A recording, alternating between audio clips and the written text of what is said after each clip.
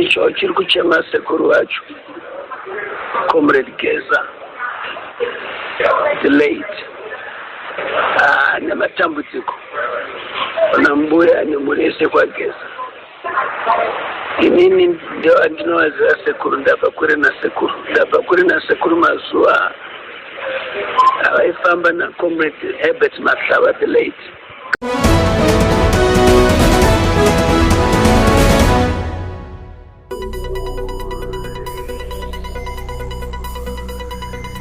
Chinhu chimwe chete chinonakidza pana Themba Muliswa ndechekuti munhu wese afa ndisekuru vake. Tiri kuona panapa Themba Muliswa ari kutaura mashoko ekunyaradza mhuri yaComrade Geza zvichitevera kushayika kwaita Comrade Bombshell Ronesu Geza avo vakashaya nezuro mangwanani. Comrade Themba Muliswa ndemumwe akava nekupesana na Comrade Geza nekuda kwekurudziro yavaiita yekuti vaEmmerson Mnangagwa vanofanirwa kusiya basa nekuti vakundikana.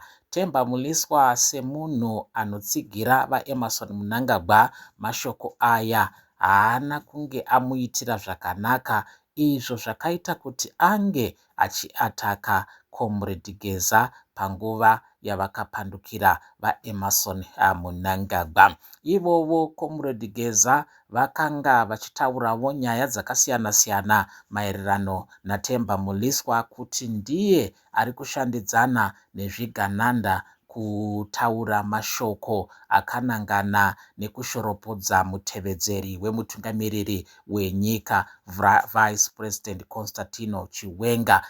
VaGeza vakataura maererano nenyaya yekuti iye Themba Muliswa akapiwa mari inoita iyo chidimbu chemiriyoni yemadhora ekuAmerica nechinangwa chekuti ange achishoropodza Vice President. Zvinhu zvinova zvakazoonekwa mumazuva mashomanana akatevera apo Themba Muliswa akatanga kushoropodza Vice President achivati vari kungoramba vachitaura nyaya yekurwisa ukopo-kopo, asi ivovo Vice President vane mabasavo akaipa avanoita. Zvichakadaro Themba Muliswa ari kutaridza iye kuti panguva ino yekushayika kwaComrade Geza avaregerera, sezvo panapa ari kukumbira hurumende yavaEmmerson Mnangagwa kuti inofanirwa kudeclare Comrade Geza gamba renyika. Mashoko anova ari kutaurikavo nevanhu vakawanda vemunyika avo vari kuti zvisinei nekutadza kwavo, zvisinei nekupanduka kwavo, Comrade Geza vanodhizevha kuradzikwa pamarinda anoradzikwa magamba enyika paNational Heroes Acre. Ndo mashoko atanga takabata naSunoi mangwanani emusi wemugovera 7 February 2026. Icho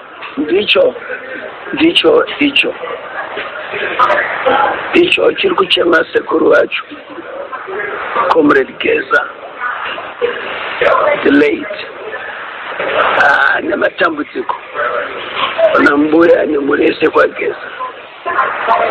Inini ndio andinowaziva sekuru, ndabva kuri na sekuru mazuva avaifamba na Comrade Herbert Mahlaba the late Gaza. Sekuru wangu sekuru long chess vese raini reshurugwi kuti muzive raini reshurugwi vaisasiyana, asi sekuru vaenda kunojoina macomrades avo, shamwari dzavo vaisasiyana. Chero zvikaita sei ndoda kuti nditi chero zvikaita sei muupenyu tofanosiya peukama. Zvakafana nevanhu kunditi aiwa tuka president, ini chekutanga ndituke president tu vaMnangagwa mukoma ya cousins. So inini handituke. I can criticize constructively, but handituke I can't. Nekuti mangwana ndikarwara ndikada kubetserwa ihama dzangu dzinondibetsera, so handinyanyi kutorwa nesocial media. siyaipe ukama, siyaipe ushamwari, siyaipe muri. So inini chikumbiro chandinacho sinadutaza zvakawanda muri yeZimbabwe kunyanya ZANU-PF musangano unotoka nemaWar Veterans kuti ndinokumbira kuti sekuru munhu aitaura chokwadi. Can I also tell you that he was the first person kusumuka kuMarch West War Veterans meeting kuti no, Mugabe wapenya pana munhu angotaura nyaya yaMugabe kanositaura kuti no, he cannot stay in power. Emerson Mnangagwa, and you like the word Emerson Mnangagwa must come into power. Not many people said that. Zvakazoitika ndinokumbira utungamiri uripo weZANU-PF chezvikaita sei kuti Musa kanganwe basa ravakabata kusunungura nyika.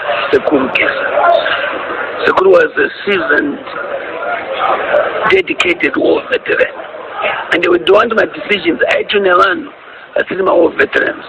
The president is qualified enough to understand the role that he played in the liberation of this country. He was not a fake war veteran at all.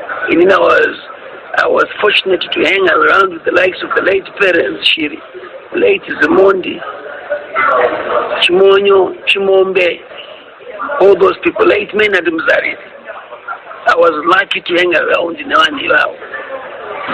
So they would tell me about him. They had respect for him. You know, he stood for what he believed in.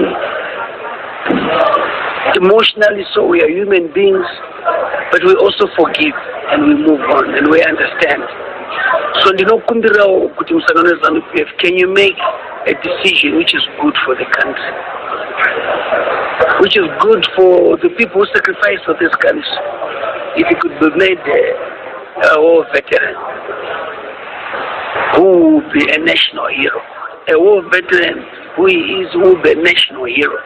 He deserves the national hero status. Chikumbiro changu kutama mapesi na ungati siyane, but let's give the person the hat and the suit that fits him the most. May his soul rest in peace. And all that. So Sekuru and I were very close. Little chairman with my shoes tight out. Do I need to Zwindi? Ndikawakataura nkasawa defender to temba uri kupi. Mzukuru wangu uri kupi. To stand for me. And Mary made sure as chairperson that he was made a central committee member without being contested, because he deserved to be there.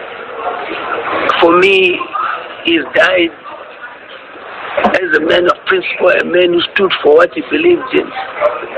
And may his soul rest in peace, Sekuru. You'll be sorely missed, Sekuru. We used to have some good conversations, not Zukutamba, you know. So, yeah, I did not expect this to happen, but it has happened. But may he be given the recognition that he deserves. I pray to God, you know, no matter, you know, the president is bigger than everyone else. The president is bigger than everyone. That's why Mnangagwa, if you know that he's bigger than everyone else. And may Zimbabwe come together and recognize a gallant son of the soil. Icho. Chinokumbira chirikunamata kuna Mwari nevadzinu vedu kuti vageza ngavaitwe national hero kuti president wanzi womunamato wenyika. Thank you.